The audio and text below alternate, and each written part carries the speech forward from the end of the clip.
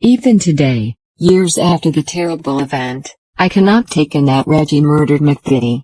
Yes, he could be violent, but, unlike Ronnie, he had always held back. Much was made at the trial of Ronnie's alleged comment, "I've done mine. Now you do yours." I do not know whether he did say it because neither twin will discuss it with me. They did not volunteer information at the time, and when I've brought it up since then, they can't understand why I'm interested in something that happened so long ago. They say, "What difference will it make if we tell you?" To me, it doesn't seem like the kind of thing Ronnie would have said. He'd always been more inclined to do things himself. One thing is certain, if Francis had not died, Reggie would not have committed that crime, spurred on by a death wish. If Francis had been alive, and they were living a happy married life, with children perhaps, he would have been a different person. When guns had come on the scene, he would have thought it through and seen the sense in getting out.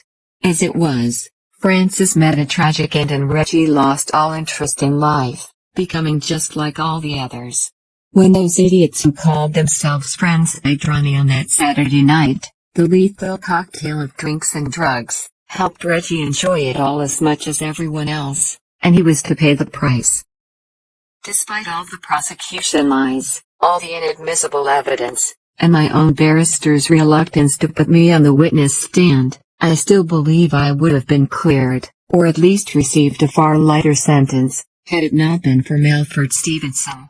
Before the case, police and lawyers alike were saying that he was the worst possible choice for the men on trial, and I was to find it as hard to dispute as the hearing went on and on. It was not just the words he used, it was his tone and mannerisms, his tut-tutting and sarcastic comments that were quite obviously designed to lead the jury in no doubt what he felt about a particular witness's evidence. The transcript of the hearing does not tell the full story. If it had been taped and filmed, one would be able to see how Stevenson swayed the evidence in the prosecution as favor and then meted out the unbelievably harsh sentences that appeased his pals in high places, but shocked nearly everyone else. The small things drove me and the twins mad, the way Stevenson treated our Aunt May, for instance. May had never been in a court in her life, and was married to a man who had worked in the same company for 50 years and was so straight that he'd never even been given a parking ticket. She was a religious woman who went to church regularly, but Stevenson treated her abominably with a total lack of respect just because she was speaking on behalf of the twins. In contrast, Ronnie Hart's girlfriend was treated like a lady by Stevenson.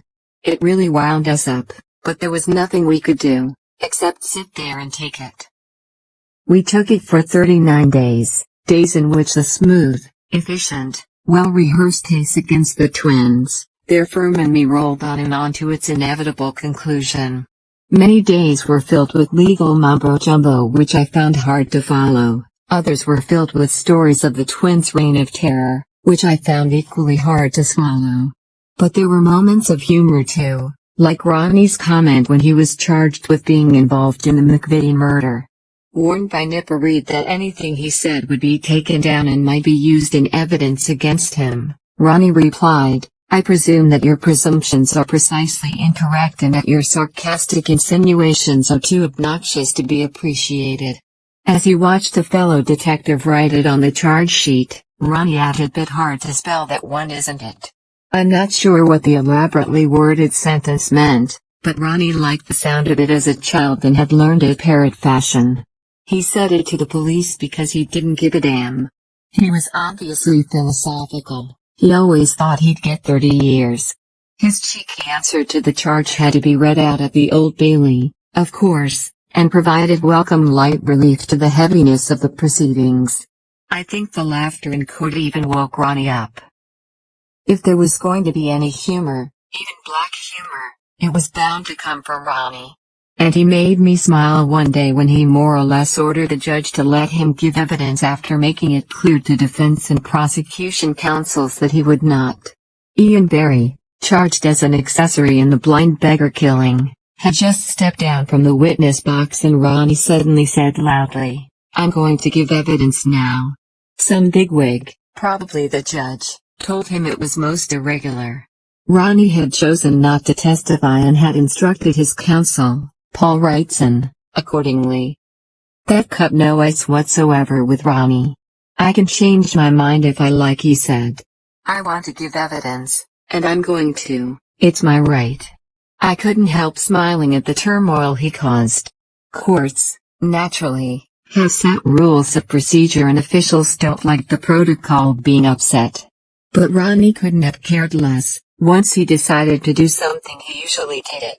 He got his way that day, and the court buzzed with expectancy as he took the stand. Prosecution counsel, Kenneth Jones, a little Welshman with a resounding Richard Burton-type voice that seemed too big for his body, couldn't believe his luck. He tore into Ronnie with relish, determined to goad him into losing his temper and perhaps betray signs of the violence that was an integral part of the prosecution case. Much to the eloquent Mr. Jones's chagrin, Ronnie was far from intimidated by his cultured tones and cunning approach. He was in the mood to antagonize everyone, and he matched Jones's skill with a cheeky arrogance. "Among your firm, you were known as the Colonel?" asked Mr. Jones. "I was a deserter from the army, so how could I be a colonel?" Ronnie replied. "You gave money to charity," Mr. Jones said later. "Is that a terrible thing?" Ronnie asked. "There are stories that it might have been £10,000. Where did you get that money from?" "I don't think that matters," Ronnie countered. "I hid it. That's all that matters." When that didn't seem to satisfy his interrogator, Ronnie shouted, "If you want to know, my father gambles for me. He's up there in the gallery, so ask him. I know nothing about gambling, so there's no point in asking me. I may have clubs, but I know nothing about gambling." The judge broke in to tell Ronnie not to shout. But Ronnie just said, "Why? I'm here to speak. And I'm answering." Jones went on, and finally Ronnie had had enough. "Listen, you fat slob," he said, making me cringe. "You've been going on enough. You're Welsh, aren't you? Down the mines would have been a more fitting profession for you than being a prosecutor, I promise you that." Naturally, this attitude did not endear him to the judge or jury. But Ronnie was convinced, as ever, that he was going to get 30 years, innocent or guilty, and he didn't care. It had just come into his head that he wanted to say something, so he said it. Something Ronnie did not say, however, despite my encouragement to do so, was what his so-called pals, particularly Hart and Albert Donahue, had got up to during the twins' so-called reign of terror. These two supposedly tough individuals loved the villainy. Late one night they got drunk, forced their way into the Regency Club and demanded £50 a week from the owner Johnny Berry. The next day, having sobered up, they were worried and went to Ronnie to own up. He went spare, wanting to know why they had done that when the firm had a share in the club anyway. Hart and Donahue admitted they had made a mistake but begged Ronnie to say he'd sent them round because Berry might get the police involved. Typically, Ronnie helped them. He told Berry he had the hump the previous night and had sent Hart and Donahue round. He said he was sorry and asked Berry to forget it. To my disappointment, Ronnie didn't tell that story in court. Nor did he tell how Hart and Donahue went to Freddie Foreman's pub and tried to nip him for £25. When I asked him why he hadn't seized the chance to redress the balance that was swinging ever more heavily against us all, he said that nothing would ever make him sink as low as those rats. He had his principles and he would stick to them. But I know he was sick to the stomach over a blatant lie Donahue told the police when he was trying to get himself off the hook in the McVitie case. During a meeting with Donahue and our solicitors, shortly after the arrests, Ronnie asked for the address of Donahue's mother, saying he wanted to send someone round with some money for her. It was a genuine offer of help, but when Donahue turned Queen's evidence he twisted the story to put Ronnie in a bad light, claiming that Ronnie wanted the address because he was going to arrange for the old lady to be murdered.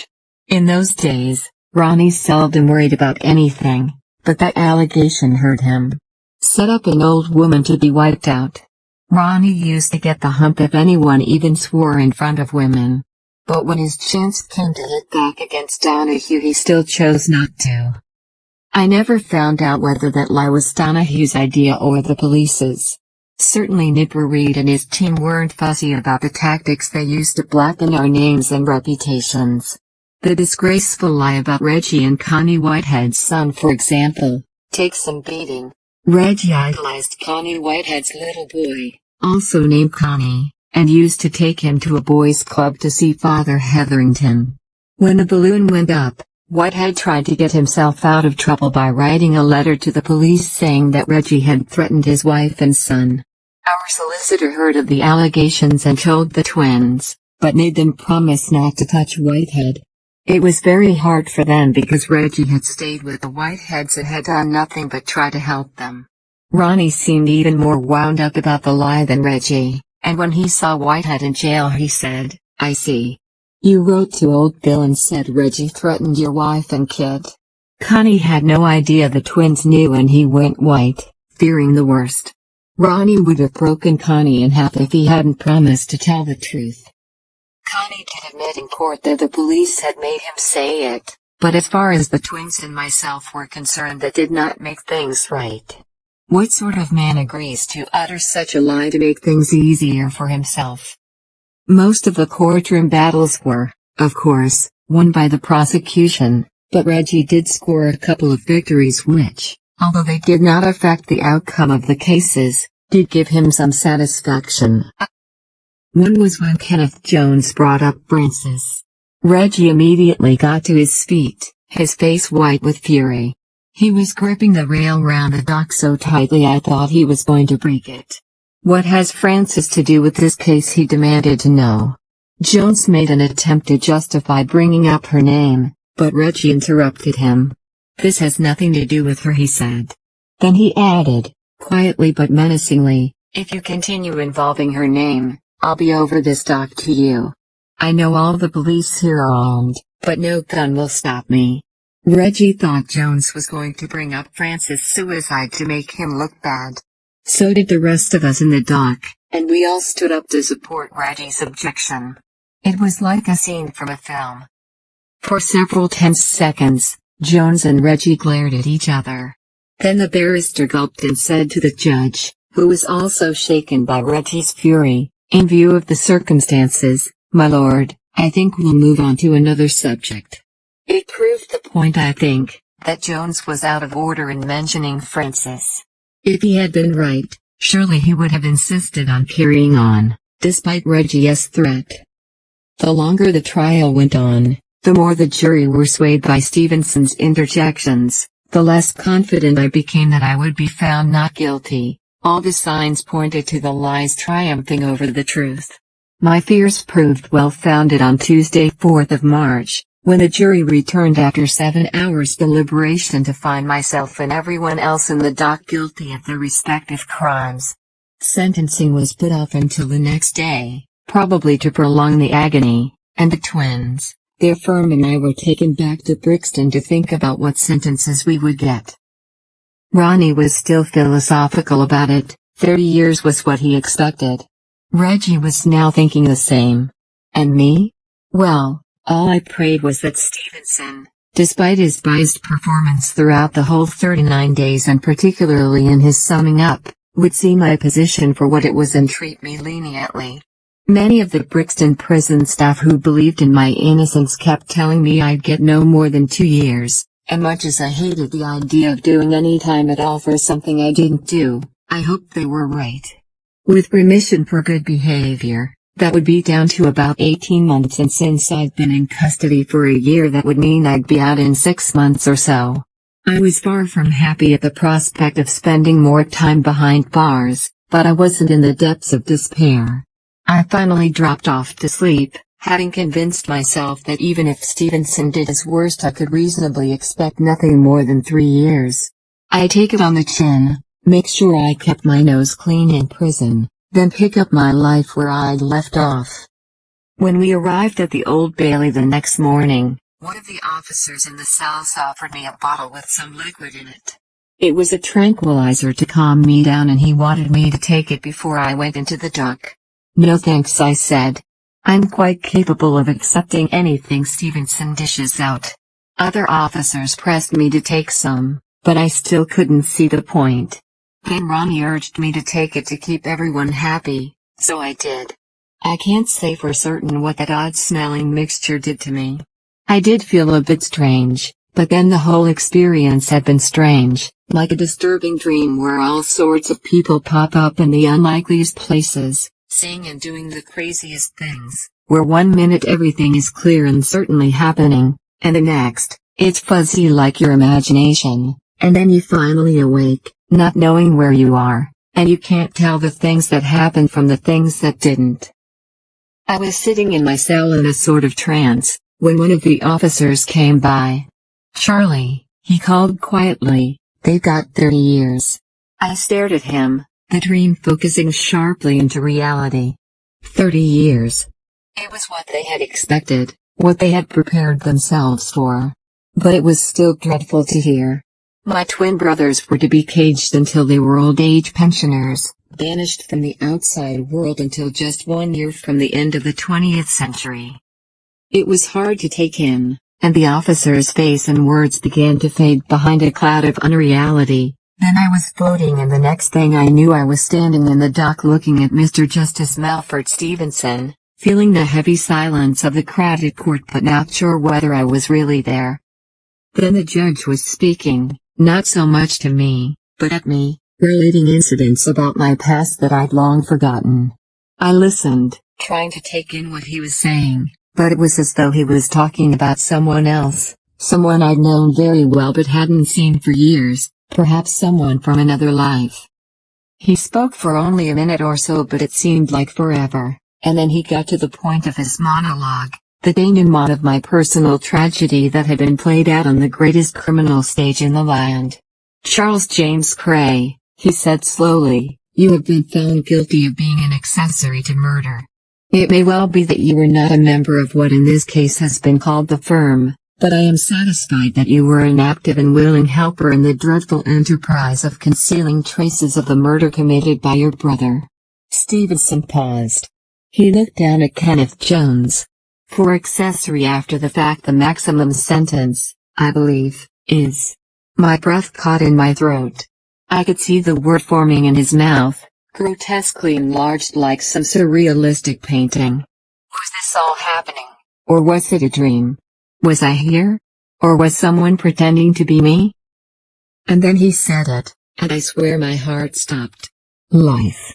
Jones sprang to his feet. "No, Millard," he corrected.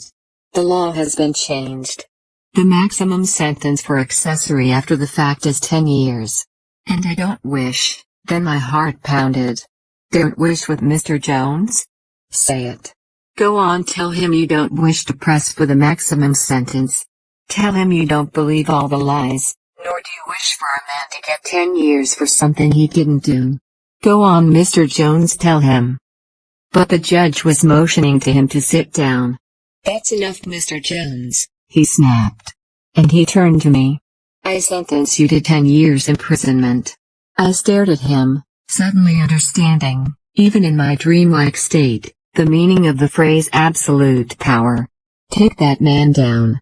The words seemed to come from a long way off, and I was floating again, and the next thing I heard was Ronnie banging on the door of the first cell, asking what had happened. "I got 10 years," I said. Ronnie went mad. He started kicking the door, then he began shouting. 10 years. The rats gave you 10 years. There wasn't much else one could say. I was taken to my cell, where I sat, saying over and over in my mind, 10 years. 10 years. 10 fucking years. Then Freddie Foreman and Connie Whitehead were put in the cell with me. Freddie had got 10 years for supposedly disposing of McVitie's body. Connie had got 9, 2 for having a gun and 7 for complicity in the McVitie murder. I could hear Ronnie still creating in his cell. An officer passed by and motioned towards the first cell. "He's making more fuss over your 10 than his 30, he said. Shortly afterwards the officer came back. "Charlie," he said. "Ian Barry's got 20 years. He's in a state. I can't pull him out of it. Can you have the word and try to calm him down? I did my best. I told him I was sorry, but he had to calm down. There was an appeal coming up. His sentence was bound to be reduced. I didn't really believe it, but it was all I could think of to quieten him down. Hope was all I could offer. When I went back to my cell, Connie was sobbing. 9 years, he kept saying. Connie, I said as gently as I could, trying to hide my irritation. Freddie and me have got 10 years for doing nothing. How do you think we feel? I sat down on the cell bed and put my head in my hands. Reality was forcing through the numbness as the effects of the tranquilizer began to wear off, and I found myself trying to get to grips with what 10 years meant. I was coming up to 43 years old. Even with full remission, I was going to be more or less 50 when I came out. I looked at Freddie. What had happened to bring us here? What hand of fate had decided to make us the fall guys? Why us? With the daunting prospect of spending vital middle-aged years incarcerated behind bars hitting home to me now, I was at my lowest ebb, frail and weak from nearly a year in custody, drained dry from hearing my reputation blackened in 39 dizzy days of courtroom drama. And then the cell door opened and my solicitor Ralph Haynes walked in. Detectives Red and Kata were upstairs and they wanted to see me, he said. My heart leapt. Maybe, I thought, they were shocked at the severity of my sentence. Maybe they were going to make a submission for it to be reduced. Crazy thoughts, I know, but I was so low I was ready to clutch at any straw. I looked at Ralph hopefully, but his face was grim. What do they want to see me for? Ralph looked down, shamefaced and embarrassed. They're going to charge you again with the murder of Frank Mitchell. I froze. 10 years for something I hadn't done was terrible enough. But to face a life sentence for a murder I had nothing to do with. The previous summer the murder charge against me had been dropped through lack of evidence without the case going to trial. But since then a law known as a voluntary bill of indictment had been passed, which meant that I could be charged again.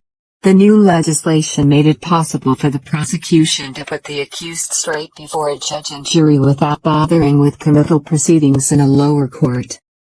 I looked at Reed and Cater with contempt, but they couldn't bring themselves to look at me. They knew full well I had had nothing to do with Mitchell's murder. They charged me and asked if I had anything to say, but I said nothing. What was there to say? That night in Brixton, I learned from prison staff that it was common knowledge in the NIC that the police were determined to stitch me up on the Mitchell case. They had not liked the charge against me being dropped at Bow Street the previous July. I ached with despair. Was there no end to the police vendetta? Wasn't 10 years enough? Did they really want me to go away for a lifetime too? I was standing on a chair in the security wing looking out of the window when Tommy Cowley called up from the remand block below. Charlie, I know how bad you feel. But there's no way you can be found guilty on this Mitchell thing. I grunted sarcastically. You all said they wouldn't be able to get me in the McVitie trial, but I ended up with 10 years, so please don't say anything now. Tommy simply repeated that I couldn't possibly be found guilty. I thanked him for trying to make me feel better, and I hoped he was right, but I felt it was a useless, stupid thing to say. If the police wanted to get someone, they had plenty of ways of doing it. I had learned my lesson from the Bow Street hearing and I was going into the witness box, come what may, to say my piece. I had nothing to lose. At the committal proceedings I'd listened to Bowden's advice and it had rebounded on me. By not going into the witness box I'd left myself open to all sorts of allegations which could, because of my silence, must have been believed. The most outrageous of these, which would have been funny in less dire circumstances, concerned Leslie Payne's accountant friend, Freddie Gore, whom the twins and I had had some dealings with during the Great African Safari. The only harsh encounter I had with Gore had been when he walked into an office I shared with Payne in Great Portland Street and interrupted a conversation we were having. I didn't approve of his manners, but let it pass. About 10 minutes later, however, he came back and did the same thing. Mr. Gore, I said angrily, don't do that to me again. It's an insult. Remember, you work here and can be sacked. If you must say something privately, Do it outside. After our arrests, when they were holding us on all sorts of weird and wonderful charges, Gore walked into the witness box at Bow Street and was asked by the prosecution, "Have you ever been threatened by anyone?" "Yes," one person, Gore replied. "Do you see the person anywhere in this court?" Gore looked at the twins and me and the others in the dock and pointed. I looked around to see who he was pointing at, but Ronnie nudged me and whispered, "He means you." Shocked, I stood up. "I threatened you," I said. "I've never threatened you in my life." During the lunchtime adjournment I told Vowden about the incident in the office, the only time I had said anything remotely harsh to Gore, and said I wanted to go into the witness box to set the record straight. Vowden would not hear of it. "Don't worry," he said. "Wait till we get to the Old Bailey. We'll get him there. But at least ask him how I was supposed to have threatened him," I pleaded. Vowden would not budge. He did not want to commit himself, he said, in case we gave something away that might be useful to the prosecution. I argued with him. Since there were no reporting restrictions, Gore's allegation was going to be all over the papers, with no response at all from me. To people who didn't know me, it would look as though I was admitting the threat, and I was sure that would be bad for my case. But Vowden told me I must be guided by him in matters of law, so unswallowed it. The next day, the papers made a deal of it. "Gang boss threatens witness," screamed the headlines. Nice. I was choked, and I couldn't resist asking Vowden if he'd seen the papers. "Unfortunately, I have," he replied, embarrassed. When I appeared at the Old Bailey on the McVitie charge, Vowden was again against my going into the box, repeating that if I didn't say anything, nothing could be used against me. My gut reaction said he was wrong, but I went along with him because he was the legal expert. As it was, the decision not to give evidence was disastrous for me. In his summing up, Melford Stevenson made an issue of it, saying, "If Charles Kray was innocent, would he not have gone into the witness box?" He made it look as if I had made the decision not to give evidence. Afterwards, I told Vowden I'd been made to look an idiot. He tried to console me by saying that it did not matter, and that Stevenson should not have said what he did. Sadly, that didn't do much for me. Barristers are very highly trained, but they are not very worldly. I don't think Vowden was got at, either at Bow Street or at the Old Bailey, but I do think he gave me bad advice, albeit in good faith, in a case that was to ruin my life. So when the Mitchell trial opened at the Old Bailey in April 1969, I made the point strongly to Vowden. I was not going to be set up twice. I was going into the box. Come with me. And I did. I'm sure that giving evidence helped me, particularly since the judge, Mr. Justice Lawton, was fair-minded, totally aware of what was going on, and unlike Stevenson, eager to see that justice was done. For example, when the prosecution counsel, Kenneth Jones again, tried to belittle me over my earnings as a theatrical agent, Lawton stepped in to let everyone know what was right. Jones, who obviously knew nothing about the theatrical agency business, implied that I was trying to cover something up concerning a bank statement, which the judge then asked to see. Within seconds he said the statement was in order and he understood it perfectly. Jones was angry at being put in his place and tried to take it out on me. He quoted 5 people who had given a different version of events from the one I had sworn, and said, Come, Mr. Kray, what reason do you give for their telling lies?" "All 5 of them?" "That's quite simple," I said. "Oh, is it?" Jones replied. "Why is that?" "Because they are sitting there and I am standing here," I said. He did not have an answer to that. I sensed the judge nodding in agreement. He seemed to be aware of who was telling the truth, unlike Stevenson, whose preoccupation, it seemed, was to find people guilty. Lawton appreciated very early in the trial that the case against me was extremely slim.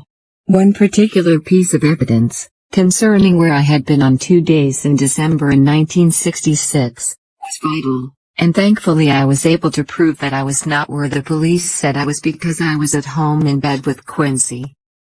Fortunately, a Dr. Morris, a child psychiatrist with a practice in Wimpole Street, came to my home to visit my son Gary, who he was treating for suspected rheumatic fever, and he wrote to the court confirming I had been in bed.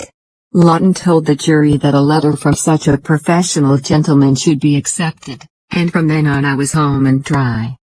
It was the judge who actually led the prosecution into dropping its case against me. After hearing all the evidence, he ordered the jury to leave the court while he had a discussion with Kenneth Jones. Regarding Mr. Charles Kray, said the judge, 4 people have testified that he was at a meeting to kill Frank Mitchell. A lot of things have been said at this trial, but let us say they were right. He was there and they all discussed it.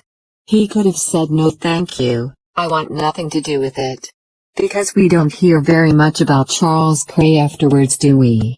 Whatever they say, it is not very safe at all, is it? Mr. Jones agreed it wasn't. Do you want to carry on with the case against him? Asked the judge. No, my lord. Then I'm stopping the case against Mr. Kray, said the judge.